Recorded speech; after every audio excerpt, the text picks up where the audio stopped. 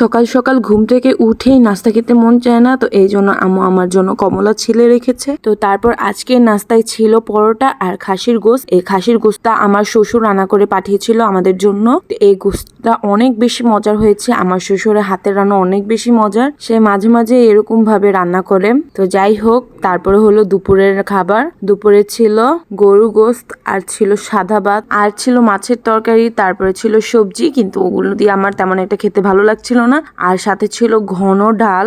এই ঘন ডালটা আমাদের এইখানে থানকা ডালও বলা হয়। এইভাবে ডাল আমার অনেক বেশি পছন্দের। তারপরে ছিল সন্ধ্যার নাস্তা। সন্ধ্যার নাস্তায় ছিল গরম গরম পুরি আর ছিল ডাল। এই ডালটা তারা পুরির সাথে খাওয়ার জন্য দেয়, তারা সালাদ বিক্রি না করে এই ডালটা দিয়ে দেয়। তো তারপরে ছিল বিখ্যাত বগুড়ার দই। আমি নর্মালি কিন্তু দই খাই না, কিন্তু এই বগুড়ার দইটা আমার অনেক ভালো লাগে। এইটার লেয়ার গুলো অনেক বেশি মোটা আর ঠিক হয়। তো যাই হোক, ভিডিওটা এই পর্যন্তই। সবাই ভালো থাকবেন। আল্লাহ হাফেজ।